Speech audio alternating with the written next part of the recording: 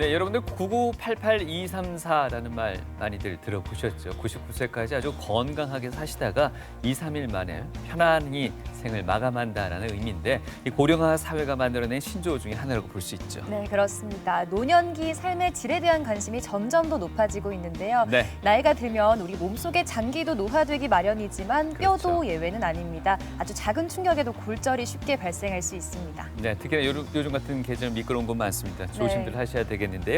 제때 치료하지 않으면 골병 드는 이 노인 골절과 노년기 뼈 건강 관리에 대해서 오늘 TV 메디컬 약손에서 알아보도록 하겠습니다. 네, 도움 말씀 주실 오늘의 주치 정형외과 민병우 교수님과 함께하겠습니다. 안녕하십니까? 네, 안녕하세요.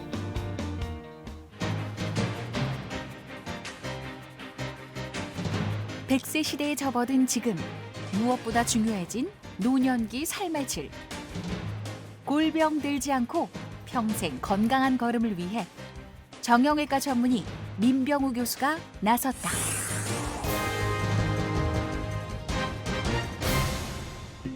날씨가 추워지기 시작하면 어김없이 증가하는 낙상 환자.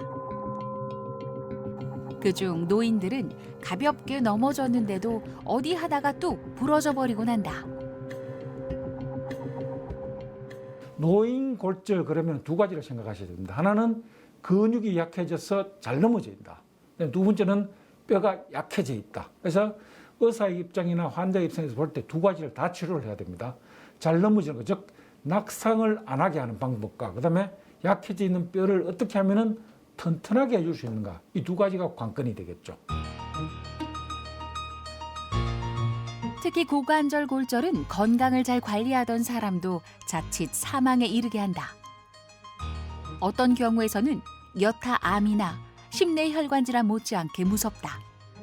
고관절 골절은 근육이 약한, 뼈가 약한 우리 고령의 할머니들한테 잘 생긴 골절입니다. 그래서 고관절 골절이 되면은 영양실조, 폐렴, 욕창으로 인해서 사망으로 이르게 되는 경우가 굉장히 많습니다. 40년 가까이 의사로 살아오며 셀 수 없을 만큼 많은 환자를 마주한 민병우 교수.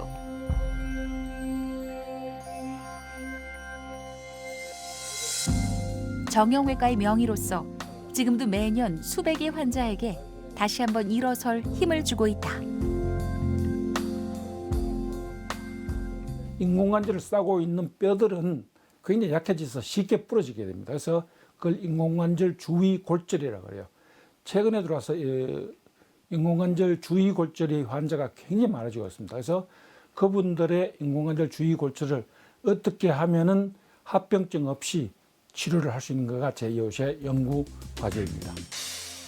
네, 프랑스 파리의 에펠탑 아실 텐데요. 벌써 120년이란 그런 세월을 갖고 있네요. 이 탑이 아직도 견고한 모습을 유지할 수 있는 그 이유가 바로 인간의 대퇴골 또 척추 그 뼈 구조 자체를 모방해서 만들었기 때문이라고 합니다. 네, 인간의 뼈는 단단하고 탄탄한 구조로 되어는 있지만 네. 또 에펠탑처럼 계속해서 좀 단단할 수는 없을 것 같습니다. 사람의 뼈와 관절은 세월의 풍파를 그렇죠. 이겨낼 수는 없을 것 같습니다. 어떻게 보십니까? 예, 뭐 사람이 나이가 들면 모든 장기가 다 노화하겠습니다만 네. 특히 뼈와 관절도 노화를 하죠. 특히 우리가 뼈가 노화가 되면은 일어나는 현상을 우리가 골다공증이라고 이야기하고 네. 네. 관절이 노화가 되면은 우리가 관절염이 생기게 되죠. 그래서 뼈의 골다공증, 관절의 관절염이 노화의 대표적인 신호라고 볼 수가 있겠습니다. 네. 교수님께서 말씀하시는 노인 어르신은 지금 현재 어느 연세를 말씀하시는 건가요? 예, 노인이라면 국가마다 조금 기준이 조금 다릅니다만 예. 일반적으로 서구 유럽 쪽에서는 약 65세. 65세요? 65세를 이제 노인의 기준으로 삼고, 즉 어르신이죠, 그죠? 예. 한국에서는 아직까지도 65세, 70세 기준을 달리하는 데 있습니다만 대체로 저희들은 70세 정도를 노인의 기준으로 보고 있습니다. 네. 네. 그래서 일반적으로 보면 한국이 지금 전 세계에서 세 번째 정도 하고 있습니다. 제일 높은 나라가 일본이고요. 네. 그다음 홍콩. 그다음 세 번째가 한국입니다. 그만큼 굉장히 높고요. 예. 네. 우리나라 현재 지금 2015년, 16년, 17년 평균이 84.2세입니다. 네. 평균 연령이. 그러니까 굉장히 높은 연령이죠. 이게 앞으로 2025년, 2030년 되면은 86세, 87세까지 올라가게 됩니다. 네. 평균 수명이. 일반적으로 저희들이 외래에서 환자분들을 보면은 특히 어르신들 경우에 네. 앞으로 나이가 드시면은 뼈 관절 관리를 잘 하셔야 됩니다라는 말씀을 드리면은 이구동성으로 하시는 말이 아이고 제가 무슨 100살까지 살겠습니까? 라는 말씀을 하세요. 네. 근데 지금 저희들 데이터가 있습니다. 예, 예. 지금 1958년생, 지금 60대 초반이시죠, 그죠? 1958년생. 58년생을 기준으로 봤을 때 앞으로 100세 이상 사실 확률이 거의 50%입니다. 굉장히 높은 비율이죠. 네. 지금 표상에 1971년생으로 나오는 부분은 현재 나이가 대략 한 50 정도. 되죠. 그분들은 예. 뭐 그것보다 훨씬 더 100세 넘을 가능성이 많으시겠죠. 예. 보시면은 노령화 지수가 2000년엔 저희들 세계 23위였거든요. 예. 노령화 지수는 게 결국 60세 이상 인구의 대비 14세 미만 인구거든요. 그래서 저희들이 2050년 되면은 세계 위로 건축되게 됩니다. 예. 그만큼 우리 대한민국이 세계에서 유례 없는 노인 인구가 가장 많은 나라가 되겠습니다. 예. 네, 100세 시대로 돌입하고는 있지만 사실 실제 나이보다는 건강 나이가 더 중요하고요. 얼마나 오래 사느냐보다는 얼마나 건강하게 잘 사느냐가 더 중요해졌습니다. 네. 그런데 이런 삶의 질을 또 위협하는 질환들이 몇 가지가 있습니다. 어떤 것들이 있나요?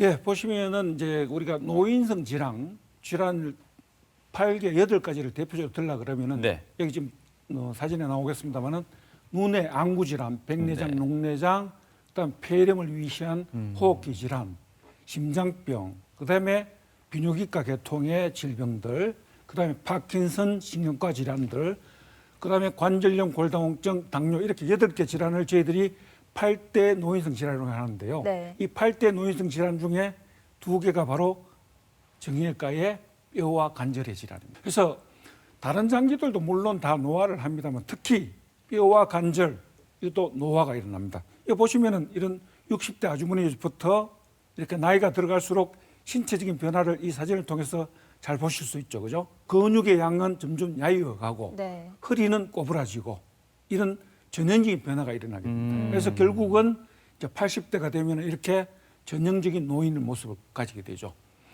그래서 나이가 들면은 가장 큰 문제점이 2가지입니다. 특히 뼈와 관절에서는 노인이 되면 뼈가 골다공증이 오기 때문에 뼈가 약해지죠.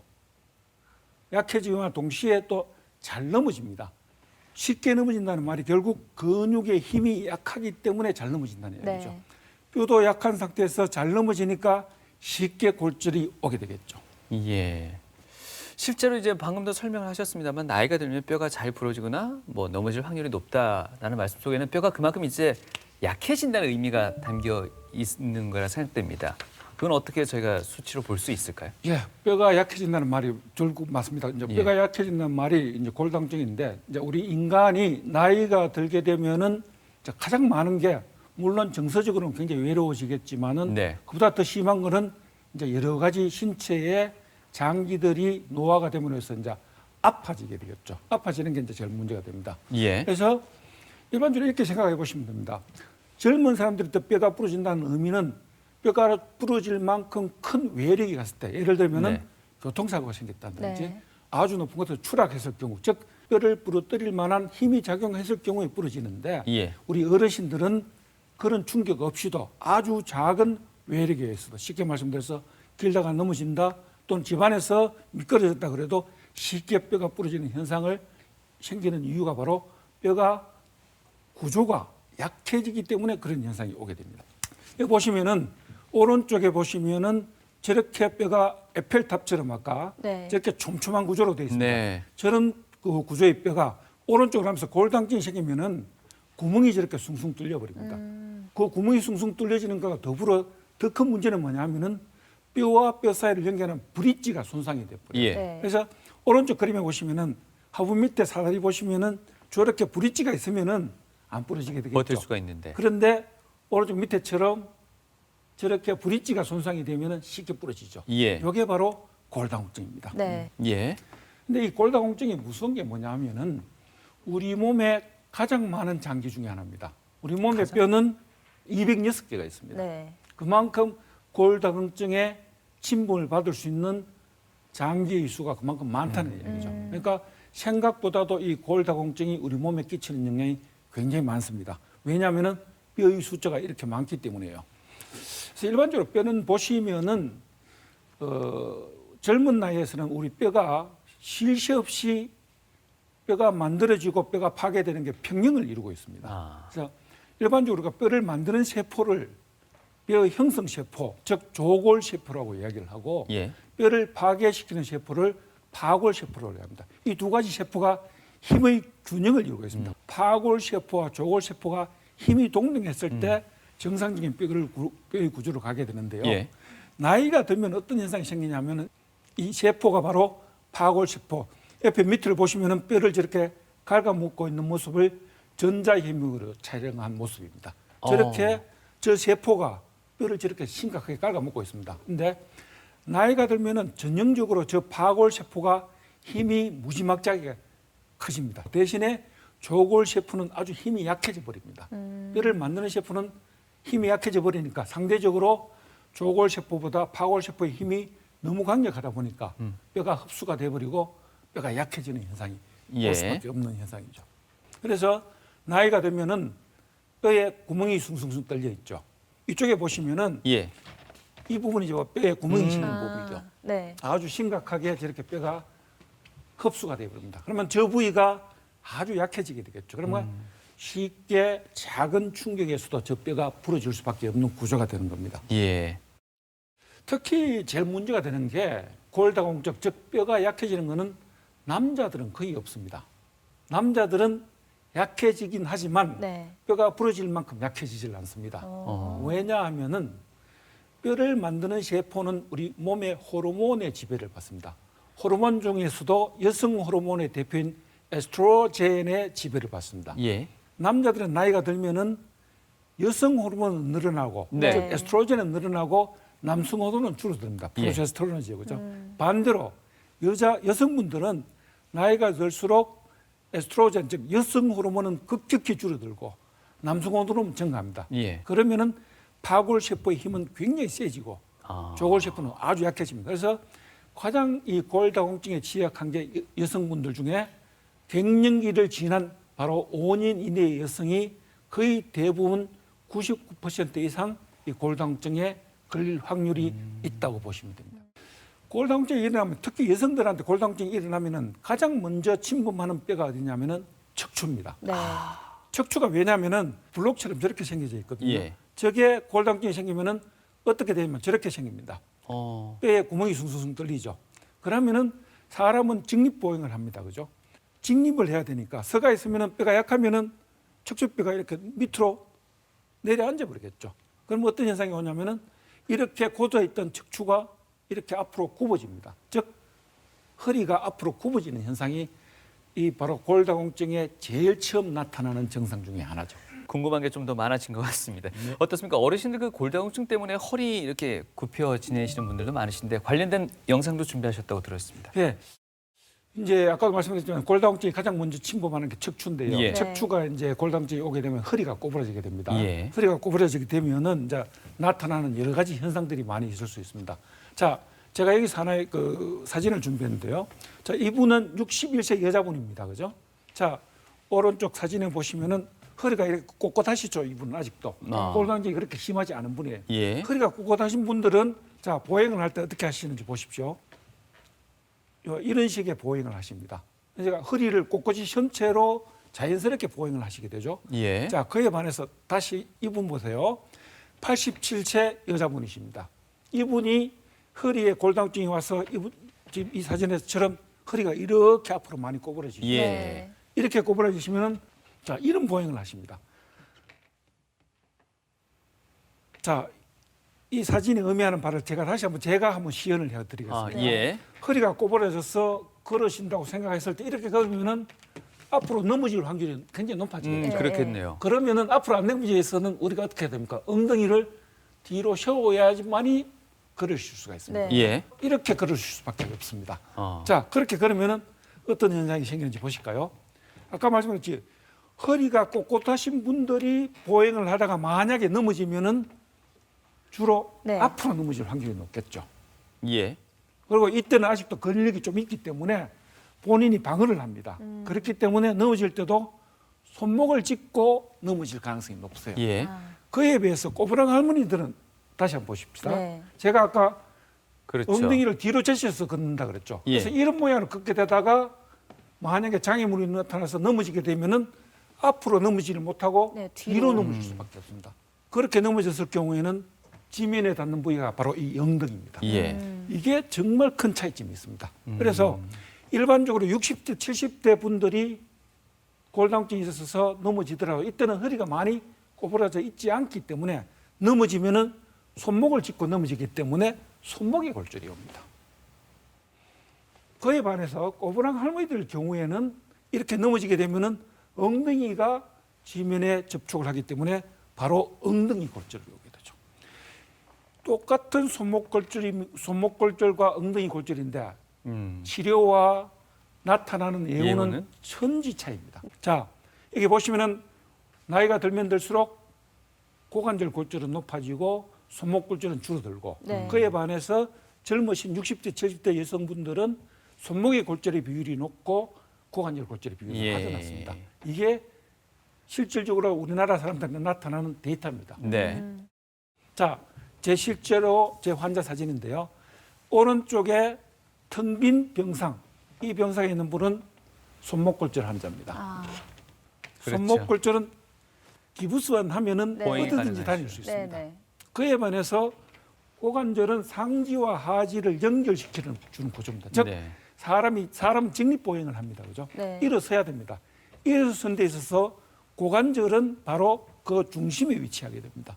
만약에 고관절 골절이 되면은 일어나 앉을 수가 없습니다. 네. 두 번째로 고관절 골절은 우리 신체의 중앙에 위치하고 있기 때문에 기부스를 할 수가 없습니다. 그렇죠. 즉 기부스를 하려면은 온몸을 다 해야 되니까 예. 그럼 사람이 살 수가 없죠. 그래서 이렇게 침대에 누워서 지내시게 됩니다. 이제 이게 손목이나 척추 골절과 고관절 골절의 운명이 완전히 달라지는 가장 큰 이유 중에 하나입니다. 예. 이거는 대한민국의 데이터가 아니고 미국의 데이터입니다. 네. 넘버원 레벨 센터라 그래서 골절이 되었을 때 가장 치료를 잘 하는 병원을 넘버원 레벨의 트라우마 센터라고 이야기를 하는데 네. 거기에 데이터입니다. 고관절 골절이 오게 되면은 고관절 골절 환자의 즉 엉덩이 골절이죠. 엉덩이 골절 환자의 반수 이상은 다시는 걸어보지 못합니다. 치료를 아무리 잘하더라도. 어우. 네. 그리고 그 환자들 중에 또 다시 반, 즉 4분의 1은 1년 이내에 돌아가시게 됩니다. 네. 근데 문제가 또 하나 뭐냐 하면은 이 고관절 골절은 한국 사람한테 비율이 굉장히 높습니다. 지금 보시면은 우리나라 사람들 50세 이상입니다. 네. 지금 약 87% 정도가 골다공증 내지는 골감소증이 있습니다. 즉 정상인 사람은 14%밖에 안 됩니다. 이제 특히 아까도 말씀드렸듯이 이 갱년기를 겪어야 되는 여성의 경우에 골다공증, 골감소증 비율이 굉장히 높습니다. 그 다음에 이 골감소증, 골다공증이 아까도 한 85% 내지 90%가 유병률이 있다 그러는데요. 그러면은 이 골다공증으로 인한 골절의 수는 우리나라에서 얼마나 될까요? 이 도표에 보시면은 한국에서 1년에 골다공증으로 인해서 병원에 와서 치료받는 분의 숫자입니다. 치료받으러 오는 분들이 약 27만 명입니다. 30만 명입니다. 굉장히 높은 숫자죠. 발생 건수는 다시 한번 또 강조드리고 싶은 게 27만 명 중에 여성분들이 21만 명, 예. 남성은 6만 명밖에 되지 않습니다. 네. 근데 문제가 뭐냐면 실제 우리나라 데이터입니다. 제가 아까 미국의 데이터가 1년에 사망률이 25%라고 그랬죠. 네. 우리나라에 제가 한번 보실까요? 고관절 골절로 인한 1년의 사망률을 한번 보시면은 자, 이 파란색 도표가 남자고요. 네. 분홍색이 여자입니다. 20%입니다. 한국의 데이터입니다. 예. 네. 여성은 13%입니다. 그다음 그에 반해서 척추골절은 사망률이 남자는 9%, 여자는 4%밖에 안 돼요. 둘 사이의 어떤 차이점은 뭐 미세나마게 있습니다만 더 큰 차이점은 앞서 보여주셨던 환자 건수랑 환자 네. 발생률하고 사망률이 남녀가 반대로 나타나고 있습니다. 아, 예, 굉장히 재미있는 지적을 해주셨습니다. 네. 남자가 발생률은 낮지만 사망률은 사망률은 높아요. 네. 엄청나게 높죠. 왜 그렇습니까? 고관절 골절에서 사망하는 경우도 골절로 인한 합병증으로 사망을 하게 되거든요. 그러면 아무래도 기저질환이 많은 분들이 쉽게 사망합니다. 남성분들이 사망률이 높은 이유는 두 가지가 있는데요. 여성들보다도 훨씬 더 기저질환이 많습니다. 예를 들어서 젊었을 때 음주를 많이 했다든지 네. 담배를 많이 피워서 심장이라든지 폐가 안 좋을 가능성이 훨씬 더 높고 그렇죠. 당뇨병 비율도 훨씬 높습니다. 그런 기저질환이 많은 것 또 하나가 있고요. 또 하나는 또 재밌는 사실이 있습니다. 정신적으로 골절을 당하게 되면은 굉장히 심한 트라우마를 입게 되는데요. 네. 남성분들이 여성분들보다 정신적인 측면에서 그 스트레스를 극복하는 힘이 훨씬 더 약합니다. 이거는 정신과적으로도 증명이 된 이야기입니다. 즉 기저질환, 두 번째는 이 면역력 약화 네. 또는 정신적인 문제 이런 거에 대해서 여성들보다도 훨씬 더 남성분들이 사망률이 높다. 사실 우리 사회에서 지금 화두로 가장 많이 떠오르는 게 노인성 질환이라 그러면 심장병을 들고 있거든요. 예. 네. 근데 실제적으로는 이 노인 골절 발생 건수는 심장병 발생 건수보다 훨씬 더 많습니다. 여기 지금 데이터를 보시면은 심장병에 비해서 거의 2배 이상 예. 발생하는 건수입니다. 뇌졸중, 유방암 이것보다도 훨씬 더 많습니다. 그만큼 이 노인 골절은 유병률도 높고 그로 인해서 사망률도 높기 때문에 예. 우리 사회에서 다시 한 번 더 관심을 기울여야 될 질병 중에 하나일 것 같습니다. 예. 아까도 제가 말씀드렸지만 여성들은 필연적으로 갱년기라는 절차를 거치게 됩니다. 네. 이제 갱년기를 거치면서 저희들이 가장 마음 아픈 게 뭐냐면은 항상 우리는 어머니를 생각하게 되죠. 우리 어머니를 생각하게 되는데 이 갱년기 여성을 지나면서 우리 어머니는 이런 변화를 겪게 됩니다.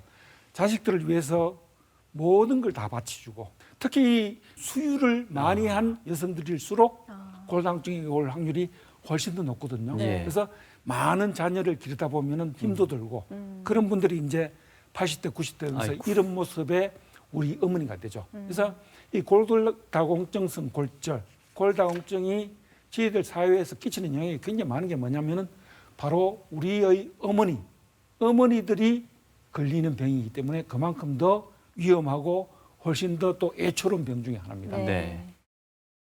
그래서 만약에 이 노인이 즉 우리 어머니가 뼈가 부러지면은 어떤 현상이 오냐 이제 저희들이 이걸 한번 또 생각을 해봐야 됩니다. 우선은 엉덩이 골절이 되면 침대에서 꼼짝 말고 누워 있어야 돼요. 네. 자 그러면은 사실 사람이 나이가 들게 되면은 어떤 현상이 오게 되면은 가장 많이 오는 변화 중에 하나가 분비물이 굉장히 많이 생깁니다. 가래도 많이 생기고 기침도 많이 생기고 소변도 자주 보고 즉 몸 밖으로 배출하는 분비물이 굉장히 많아집니다. 예. 그 중에 가장 대표적인 게 가래입니다. 우리가 노인분들이 되면은 나이가 들게 되면은 기침을 자주 하죠. 네. 그게 하나의 생리적 현상입니다. 즉 가래가 많이 생기기 때문에 그게 기도로 넘어가는 걸 방지해 주기 위해서 뱉어내는 하나의 생리적인 현상입니다. 네. 자 그런데 엉덩이 골절이 되게 되면은 기침을 하면은 몸이 떨리게 되죠. 네. 떨리게 되면은 부러진 뼈가 움직이겠죠. 아. 근데 기침을 하게 되면은 부러진 뼈가 움직이면 그렇죠. 통증이 심해지죠.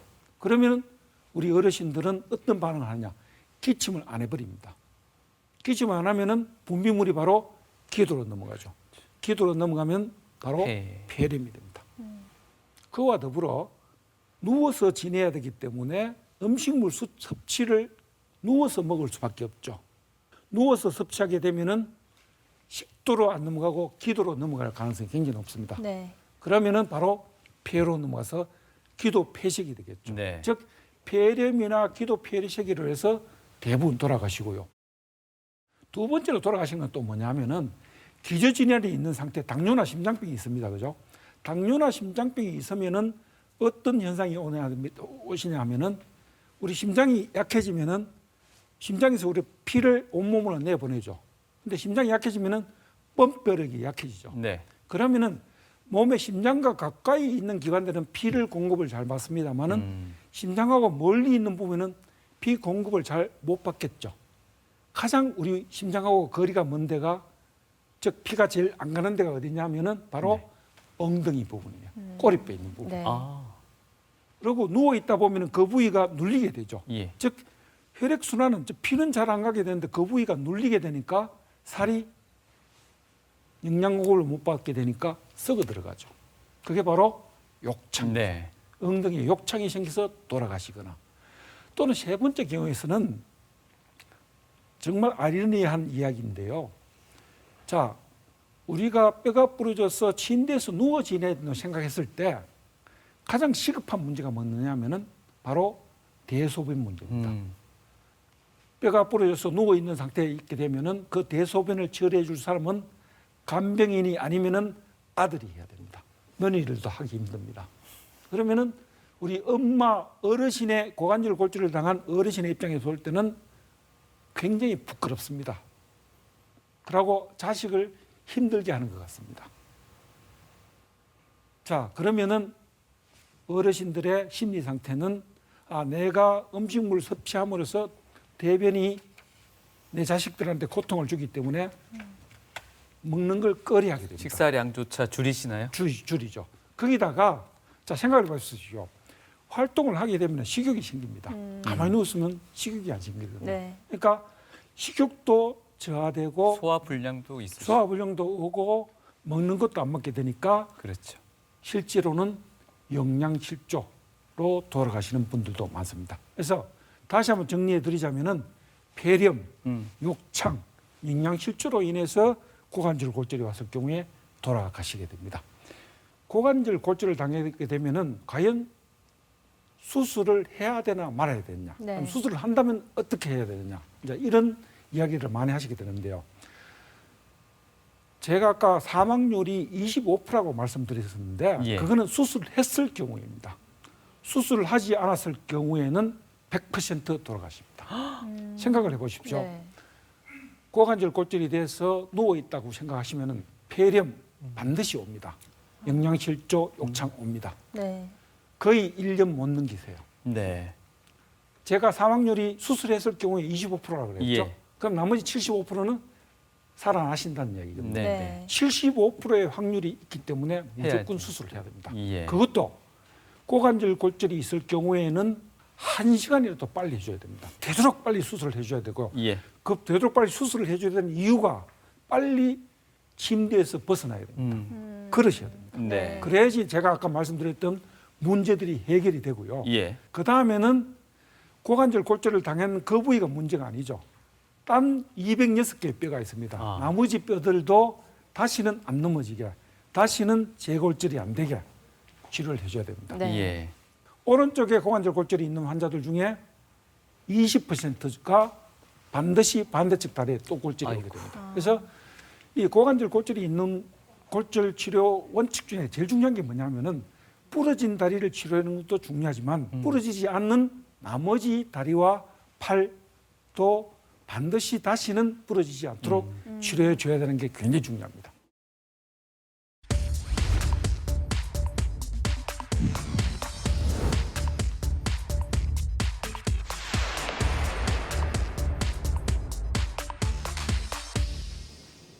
삼 년 전 오른쪽 고관절에 인공관절을 이식한 윤옥분 씨. 수술 전에는 혼자 서기조차 어려웠다는데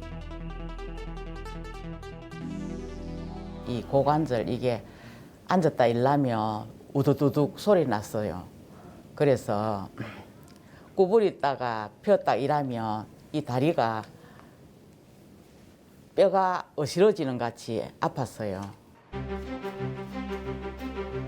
평생을 열심히 살면서 달아버린 고관절 연골이 문제였는데 이를 대체하기 위해서 대퇴골두를 절개하고 인공관절을 심어주었다.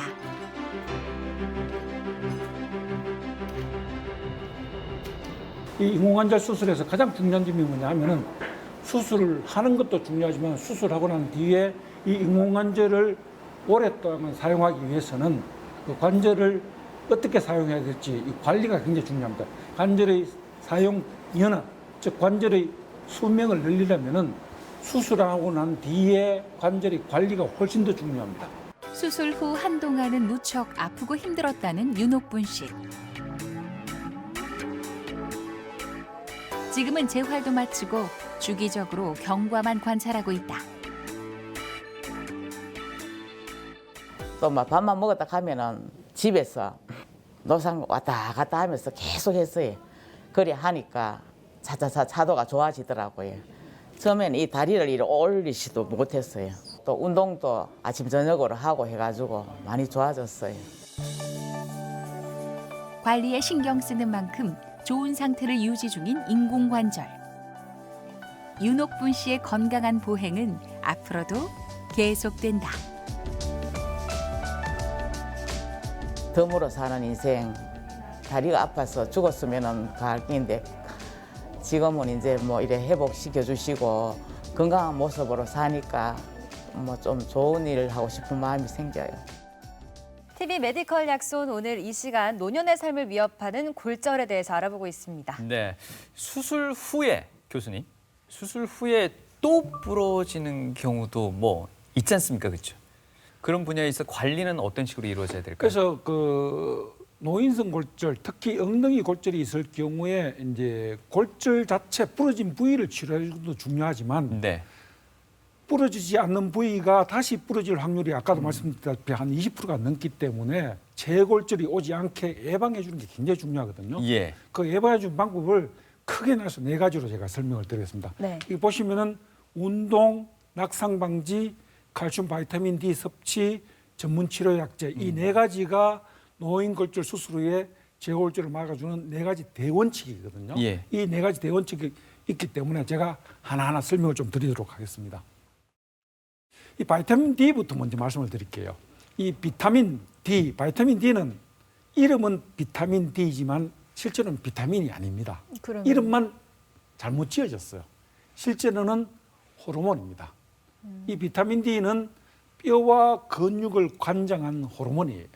이 비타민 D가 하는 제일 중요한 역할이 뭐냐 하면은 우리 몸에 들어오는 칼슘을 섭취를 하면은 장에서 그걸 흡수를 해서 뼈로 가게 하는 역할을 하는 게 바로 비타민 D입니다. 네. 뼈를 만드는 기본 세포 자체가 칼슘이거든요. 네. 칼슘인데 뼈로 칼슘이 못 가면은 그 뼈는 약해질 수밖에 없습니다. 그래서 그 역할을 하는 게 이 비타민 D고 그와 더불어 또 중요한 게 뭐냐면은 네, 우리 몸에 있는 근육에 쉽게 말해서 힘을 생기게 하는 게 바로 이 비타민 D예요. 이 비타민 D가 없으면 근육이 그냥 여러분들 그 흐물흐물한 네. 그냥 고기 아시죠? 예. 그 정도밖에 역할을 못합니다. 근육을 단단하게 해주고 근육이 힘을 가지게 해주는 게 바로 이 비타민 D입니다. 근데 이 비타민 D는 현재로서는 약으로 먹는 방법도 있고 다양한 방법들이 있습니다만 가장 좋은 방법은 이 바로 햇빛을 쬐는 일입니다. 왜냐하면은 비타민 D가 가장 많이 만들어지는 게 바로 우리 얼굴입니다. 문제가 뭐냐면은 자외선이 없으면은 우리 얼굴에서 비타민 D를 만들어내지를 못해요. 그래서 비타민 D를 먹거나 또는 주사를 맞거나 하는 것도 중요하지만 그보다 더 중요한 것은 하루에 최소한 20분 내지 30분 정도는 햇볕을 쬐어주는 게 굉장히 중요합니다. 그런데 아까도 제가 말씀드렸지만은 이 비타민 D가 우리나라 사람한테 굉장히 많이 부족합니다. 이 도표에 보시면은 비타민 D 부족률입니다.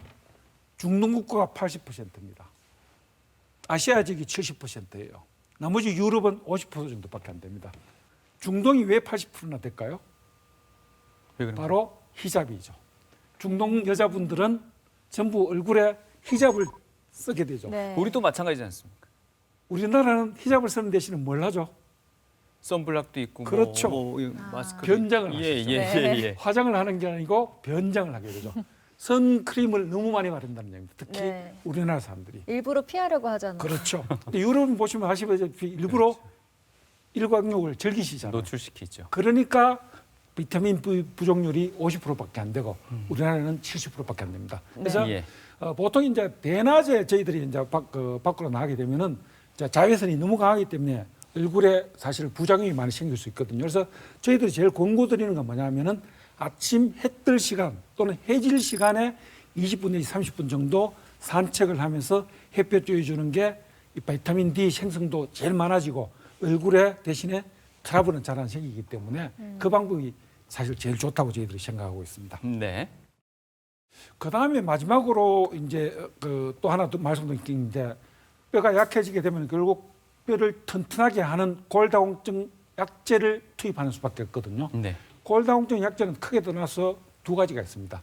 아까 제가 파골세포, 조골세포만 그렇죠. 말씀드렸죠. 네. 그래서 조골세포는 뼈를 만드는 거고 파골세포는 뼈를 흡수하는 거죠. 그러면 골다공증 약제는 이 조골세포의 힘을 강하게 해주고 네. 파골세포의 힘은 약하게 해주는 약을 쓰게 됐죠. 예. 근데 하나 조심해야 될 건 뭐냐면 이 골다공증 약이 이 파골세포와 조골세포를 적절하게 저희들이 힘의 분배를 만들어서 약을 만듭니다. 그렇기 때문에 굉장히 전문적인 약제들이 많고 여러분들 아시다시피 예. 모든 약인 부작용이 있습니다. 그래서 항상 이 부작용을 대비해서 약을 써야 되기 때문에 이 전문적인 골다공증 치료제는 반드시 전문가의 도움을 받아서 처방받는 게 굉장히 중요한 것 같습니다. 이토록 뼈를 강하게 또는 또 보호해 줄 수 있는 건 약제도 있겠지만 결국 뼈줄을 둘러싸고 있는 조직들이 아닐까 싶습니다. 요즘 뭐 근육 테크라는 얘기도 하던데요. 네. 그래서 여태까지 제가 이제 뼈에 관한 골다공증과 그에 대한 뼈로 인해서 생기는 문제들을 제가 말씀을 드렸는데 예. 지금부터는 이제 근육에 대한 이야기를 좀 할까 합니다. 예. 자, 옆에 보시면은 이제 사진의 오른쪽은 이제 젊고 건강한 남자의 근육, 왼쪽은 이제 우리가 나이가 들었으면 뼈가 아주 약해진 이렇게 뼈가 약해지는 현상을 저희들이 근감소증이라고 이제 이야기를 하고 있습니다. 이제 근감소증이 우리 몸에 어떤 영향을 끼치는지 저희들이 이제 한번 살펴보도록 하겠습니다. 근데 참 재밌는 게 뭐냐면 우리 몸에 있는 근육과 뼈는 항상 원유니트로 같이 갑니다. 예. 뼈가 약해지면 덩달아서 근육도 약해지게 되고요. 예. 근육이 약해지면 뼈도 덩달아서 약해집니다. 이게 아주 중요한 치료 중 원칙 중에 하나인데요. 뼈 하나만 튼튼하게 할 수도 없고 뼈 하나만 약하게 할 수도 없습니다. 그러니까 뼈와 근육을 동시에 같이 치료를 해야 되는 겁니다. 그래야지 둘 다가 강하게 되는 효과가 날 수 있거든요. 그러면 과연 우리나라 사람들한테 이 근감소증, 뼈도 약한 데다가 근육도 얼마나 약한지 여기 데이터를 보시면 나오겠습니다. 우리 네. 고관절 골절, 즉 엉덩이 골절이 있었던 환자들을 대상으로 조사를 해봤습니다. 해보니까 남자는 67%, 여자는 44%가 근감소증이 있습니다. 이만큼 예. 근감소증의 유병률이 높은 겁니다. 네. 그래서 실제로 저희들이 생각하는 것보다도 훨씬 더 근육이 약한 사람들이 많다. 이런 의미가 되겠죠. 네. 근육이 줄어들면은 또 병을 이기는 힘까지 줄어들기 때문에 또 이 근감소증 더 신경을 써야 될 것 같은데 네. 어떤 분들이 특히 더 주의를 또 해야 될까요? 근감소증이 이제 오는 거는 여러 가지 원인들이 있습니다만 가장 많은 원인 아까 데이터에서 보시지만 남자가 여자보다도 훨씬 더 근감소증이 많았죠. 네. 그 이유가 바로 술, 담배 때문에. 예. 근육에 가장 큰 영향을 끼치는 게 바로 이 술, 담배입니다. 그다음에 뭐 영양 결핍, 운동 부족, 그다음에 만성적으로 어떤 질병이 있을 경우에 심혈관 질환이 있을 경우에 이제 있는데 제일 여러분들이 주의 깊게 봐야 될 게 바로 술, 담배와 운동입니다. 그래서 이 근감소증이 오게 되면은요, 아까 말씀드렸잖아요. 가장 많은 원인이 술, 담배고 술, 담배를 끊는 게 가장 중요하고 네. 네. 그 다음에 반드시 해줘야 될 게 특히 나이가 들면 들수록 반드시 해줘야 될 게 바로 운동입니다. 그래서 근감소증을 치료하는 가장 좋은 치료약제는 운동이다. 이렇게 생각하셔도 과언이 아닐 겁니다. 네. 네. 그에 앞서서 일단 계절적으로 진짜 겨울이니까 네. 그 빙판 사고도 짚고 넘어가야 될 부분이 아닐까 싶습니다. 제일 문제죠, 이제. 예. 특히 이제 겨울철에 고관절 골절 환자가 급속히 늘어납니다. 네. 그건 두 가지 이유에서 그런데 아까부터 제가 벌써 설명을 다 드렸습니다. 네. 실내에서 날씨가 춥고 밖에 나가면 빙판길이 많기 때문에 실내에 머무는 시간들이 많아져요. 예. 그러면은 근육도 약해지고 뼈도 약해지죠. 네. 거기다가 운동을 안 했기 때문에 만에 하나 밖으로 나설 경우에 빙판길 같은 데서 대처 능력이 굉장히 떨어지게 되겠죠. 거기다가 길바닥은 또 미끄럽게 되겠죠. 예. 그런 현상들이 올 수 있기 때문에 겨울철이 되면은 훨씬 더 이 고관절 골절 환자가 많이 생기게 됩니다. 네. 그래서 이제 넘어지는 걸 저희들이 이제 일반적으로 낙상이라고 표현을 하죠, 그죠? 낙상이 이제 보시면은 우리나라 데이터입니다. 1년에 낙상되는 확률, 넘어지는 낙상 확률이 30%나 됩니다. 65세 이상이요. 65세 이상. 근데 그게 80세 이상으로 가면은 60%가 됩니다. 네. 근데 낙상을 했다고 반드시 다 골절이 오는 건 아니거든요. 골절이 오는 거는 약 3 내지 5%. 다음에 나머지 뭐 근육을 다친다든지 뭐 무릎을 다친다든지 다 부상을 입는 게 15%. 네. 그렇지만은 낙상 비율이 80세 이상 되면은 그만큼 높아진다는 걸 다시 한번 유의를 해 보셔야 될 것 네. 같습니다. 근데 이 낙상이라는 것도 진짜 넘어진다는 것도 저희들이 이제 생각을 좀 해보셔야 되는데 네. 넘어지는 가장 큰 원인은 제가 아까 말씀드렸다시피 근육이 약해져서, 즉 대처 능력이 떨어져서 넘어집니다. 근데 그와 더불어 또 하나 생각해봐야 될 게 잘 넘어지는 원인. 첫째는 사람이 넘어진다는 게 장애물을 보지 못해서 걸려서 넘어집니다. 여러분도 아시다시피 60세 이상, 70세 이상 되면은 백내장, 녹내장 대부분의 어르신들이 다 있습니다. 네. 그 백내장, 녹내장을 치료해주지 않으면은 눈이 안 보이기 때문에 장애물에 걸려서 넘어지고요. 그 다음에는 이제 나이가 드시면 심장병이 있죠. 그럼 숨이 차죠. 예. 숨이 차면 기력이 떨어지죠. 그럼 잘 넘어지죠. 또 그와 더불어 또 하나 유의해 볼 점이 뭐냐면은 나이가 들면은 특히 여성분들 경우에는 방광이 굉장히 약해집니다. 네. 그래서 화장실을 자주 가셔야 돼요. 화장실을 가야 되는 빈도가 높아지게 되면은 어떤 일이 생기게 됐죠? 화장실이라는 데가 바닥이 미끄러울 수가 많겠죠. 네네. 그래서 낙상의 위험성이 그만큼 높아집니다. 더불어 우리가 유의 깊게 봐야 될 게 잘 넘어지는 원인, 무릎에 관절염이 있으면 다리에 힘이 없어지죠. 더 잘 넘어집니다. 그 다음에 머리에 신경질. 이상이 있을 경우, 예. 그 다음에 신발이 안 맞거나 또는 발에 기형이 있어서 잘 못 걷는 경우, 이런 경우에 잘 넘어지죠. 그래서 이런 기저질환들을 우선 치료해 줘야지만이 낙상의 위험성은 그만큼 줄어들게 됩니다. 네. 그래서 낙상을 다시 한번 이제 보겠습니다. 우리 고관절 골절 환자들을 제가 조사를 해보니까 예. 낙상 환자 중에 130명을 대상으로 조사해보니까 할머니들이 밖으로 잘 안 나기 때문에 한 87명은 집 안에서 넘어지세요. 예. 네. 집 밖에서 넘어지는 확률은 한 40%밖에 안 됩니다. 네. 거의 3분의 2가 집 안에서 넘어졌어요. 근데 유의 있게 보셔야 될 게 그 집 안에서 넘어지는 87명의 환자 중에 반수 정도가 화장실에서 넘어집니다. 그러네요. 자, 그만큼 이 화장실이 우리 어르신들한테 가장 낙상이 잘 되는 구조라는 이야기입니다. 미끄러워서 그런가요? 그렇죠. 외국의 예. 마루나 화장실은 타일을 안 깔아져 있습니다. 타일이. 보셨는지 모르겠습니다. 네네. 카페트가 깔려 있습니다. 예. 네. 그런데 우리나라는 참 이상합니다. 이 아파트 구조가 마루는 강화 마루로 되어 있고 네. 화장실은 타일로 되어 있습니다. 그렇죠. 네.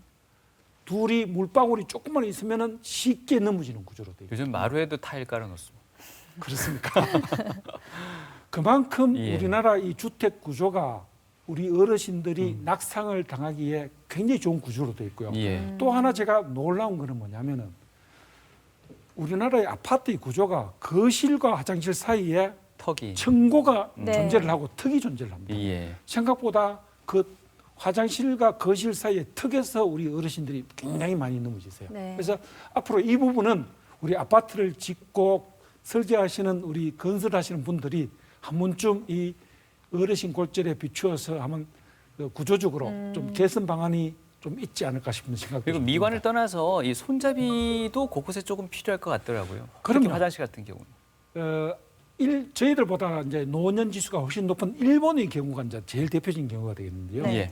일본은 이제 집안이나 또는 대중시설, 공공시설에 대부분 손잡이를 다는 걸 원칙으로 해가였습니다. 법적으로. 예. 특히 계단이라든지 또는 난간이라든지 이런 데는 무조건 손잡이를 다 만들게 돼 있고 집에서도 거실과 화장실에 난간을 손잡이를 다 만들어서 어르신들이 그걸 짚고 나가게 하도록 구조를 다 변경하고 있거든요. 근데 예. 우리는 아직도 주택 구조가 우리 어르신들을 위한 구조는 아닌 것 같습니다. 그래서 앞으로 이 부분도 역시 우리 그 건설하신 분들이 한 번쯤 생각해 네. 보셔야 될 문제 같습니다. 네. 그다음 또 하나 재밌는 게요. 아까 제가 실내에서 넘어지신 분들이 80%가 집 안에서 넘어지고 40%는 집 밖에서 넘어지는데 네. 집 밖에서 넘어지는 환자들을 조사를 해보면은 가장 많은 게 바로 계단입니다. 계단. 네. 계단에서 많이 넘어지고 최근에 들어와서는 두드러지는 현상은 뭐냐면은 바로 에스컬레이터입니다. 이 에스컬레이터가 젊은 사람들한테는 굉장히 유용한 구조입니다만은 나이 드신 분들은 걸음걸이도 취약하고 손에 힘도 없고 팔에 힘도 약하기 때문에 이 에스컬레이터가 조금만 잘못 작동해 버리면 이렇게 쉽게 넘어집니다. 네. 그래서 저희들이 이제 이 에스컬레이터 구조도 조금 바꿀 필요성이 있는 게 뭐냐면은 레일이 물론 있습니다만 거기에 어르신들이 쉽게 잡을 수 있도록 손잡이를 달아주는 구조가 필요하고요. 네. 특히 일본에는 벌써 구조적인 개선이 일어났습니다. 이 에스컬레이터에는 특히 안전요원이 반드시 배치가 돼가지고 노인분들이 타실 경우에는 그 안전구조 요원들이 어르신들한테 지도를 하도록 네네. 어떻게 하면 안전하게 에스카레이터 탈 수 있을지를 지도하도록 지금 교육을 시키고 있는 형편입니다. 네. 네. 적절한 보조기를 또 이렇게 항상 휴대하시는 것도 하나의 방법은 될 수 있을 것 같습니다. 예, 아주 좋은 이야기십니다. 예. 아무리 보호 장치를 많이 하더라도 예. 어떤 장애물이 나타났을 경우에는 쉽게 넘어질 수가 있기 때문에 우리 어르신들은 만약에 본인이 걸음걸이가 좀 약하다든지 근육에 약할 경우에는 이런 보조기구 예. 굉장히 유용합니다. 이런 유용한 기구 또는 지팡이라도 좋습니다. 이런 보조기구들을 항상 가지고 다니면서 위험에 대처하는 게 굉장히 좋을 걸로 생각이 됩니다. 네. 그다음에 또 하나 이제 저희들이 낙상이 집안에서 많이 일어나기 때문에 저희들이 좀 구조적으로 좀 생각해 봐야 될 게 뭐냐 하면은 잘 안 보여서 장애물이 안 보여서 넘어지는 경우가 많기 때문에 집안의 조도를 조금 밝게 해주는 게 좋습니다. 그러고 집안의 구조를 조금 변경시켜 주는 게 좋고요. 특히 마룻바닥에 카페트 있죠. 네. 카페트 위에서 넘어지는 경우가 많거든요. 아주 작은 카페트는 강한 마루에서 쉽게 미끄러지거든요. 네. 그래서 아주 좀 두꺼우면서 그 사이즈가 큰 카페트를 좀 까는 게 좋습니다. 네. 그리고 또 하나 우리가 쉽게 할 수 있는 게 뭐냐면 욕실에 들어가 보면은 타일이 바로 깔려 있기 때문에 네. 여러분들 그 시장에 가 보시면은 나무로 된 물이 잘 빠지는 그 목조로 된 예. 그 보조기구가 있죠. 그걸 좀 깔아놓으면은 물이 밑으로 빠지고 나무로 돼 있으니까 아무래도 타일보다는 훨씬 더 적게 넘어질 가능성이 많습니다. 그와 네. 더불어 아까 말씀드렸듯이 집안의 구조에 곳곳에 손잡이를 좀 만들어주는 게 훨씬 더 어르신들 골절을 줄일 수 있는 방법이 되겠죠. 그다음에 이제 마지막으로 이제 제가 좀 말씀을 드리고 싶은 게 넘어지는 여러 가지 이유들이 있었습니다만은 가장 큰 원인은 힘이 약했어. 즉 다리에 힘이 없었습니다. 그렇기 때문에 다리에 힘을 올리는 방법이 가장 좋은 방법입니다. 그래서 다리에 힘을 올리고 뼈를 튼튼하게 하는 가장 방법이 운동이거든요. 그래서 네. 운동에 대해서 여러분들이 관심을 좀 기울여야 되시고. 운동법까지 이어주실까요? 예. 그 운동하는 방법은 예. 이건 제가 이제 그 젊은 사람들한테 말씀드리는 게 아니고 예. 그 기저질환이 있고 나이가 많으시고 또 관절이 안 좋으신 어르신들한테 드리는 말씀입니다. 어르신들은 관절이 약하기 때문에 운동을 너무 많이 하셔도 관절이 많이 상하게 되세요. 그래서 네. 대체로 저희들이 권유드리는 건 뭐냐면은 하루에 한 30분 내지 40분 정도 아주 가볍게 조금 빨리 걷는 게 가장 좋습니다. 운동 중에서도 아주 제일 좋은 운동이 바로 수영입니다. 수영이 관절에 부담을 주지 않으면서 근력과 뼈를 강화시키는 가장 좋은 운동이 됩니다. 그와 더불어 뭐 수중 에어로빅을 한다든지 그다음 가벼운 산보, 자전거 정도 이 정도 운동은 아주 저희들이 네. 권장을 드리는데요. 네. 그렇지만 무작정 운동만 한다고 또 좋은 건 아닙니다. 왜냐하면 어르신들은 뼈와 관절이 굉장히 취약한 구조를 가졌기 때문에 과격한 운동, 뭐 축구, 배드민턴, 테니스 같은 이런 과격한 운동은 되도록 피하시는 게 좋습니다. 그래서 이렇게 가장 좋은 방법이 뭐냐면은 운동도 혼자 하면은 사실은 효과가 좀 떨어지거든요. 그리고 전문가의 도움을 좀 받는 게 좋습니다. 그래서 동네에 그 이런 운동 시설에 가셔서 이 어르신들만 대상으로 해서 단체로 같이 운동하는 게 가장 좋은 운동인데요. 실제로 요새 코로나 시대라서 네, 그렇죠. 조금 어렵습니다만 네. 이런 것도 하나의 방법이 될 수가 있겠습니다. 네. 네. 자, 이렇게 뼈와 관절 또 골절에 대한 자세한 이야기를 들어봤는데요. 네. 끝으로 좀 건강한 노년을 살 수 있도록 당부 말씀 부탁드리겠습니다. 예, 뭐 나이가 들게 되면은 신체 여러 가지 병들이 올 수 있게 되면 특히 이 관절과 뼈, 근육은 필연적으로 나이가 들게 마련입니다. 그래서 가장 중요한 거는 병이 생기고 난 다음에 관리하는 것보다는 평소에 젊었을 때 네. 또는 골절이 되기 전에 골 감소증이 오기 전에 미리 예방을 하는 게 굉장히 중요합니다. 그래서 예방을 하기 위해서는 아까도 말씀드렸지 술, 담배 가장 제일 큰 적입니다. 술, 담배 되도록 줄이시고요. 그다음에 식사 굉장히 중요합니다. 칼슘, 네. 바이타민 D가 중요하기 때문에 균형 잡힌 식사하시고 무엇보다도 중요한 거는 규칙적인 운동입니다. 보통 저희들이 생각할 때 이제 20대에 만들어진 뼈의 양이 평생을 좌우한다고 그러거든요. 네. 젊었을 때 미리미리 운동을 많이 해야 됩니다. 그러고 나서 만에 하나 그럼에도 불구하고 나이가 드셔서 뼈나 관절이나 근육에 문제가 생겼을 경우에는 반드시 빠른 시일 이내 전문가의 도움을 받아서 사망에 이르지 않고 빨리 치료받을 수 있도록 조치를 취하는 게 굉장히 중요할 것 같습니다. 네. 교수님 말씀을 통해서 다시 한번 관리 잘하면서 아껴 써야 되겠다 우리 몸 네. 이런 생각 들었고요. 또 한편으로는 우리 부모님들의 생활 환경도 한번 돌아봐야 되겠다라는 생각 들었습니다. 네, 특히 또 골절은 빠른 치료가 최우선입니다. 네. 이러다 괜찮아지겠지 하시면서 방치하시지 마시고요. 이상 신호가 생기면 반드시 병원을 찾으셔야겠습니다. 네, 오늘 도움 말씀 주신 분은요 정형외과 민병우 교수님이셨습니다. 오늘 말씀 고맙습니다. 예, 수고하셨습니다.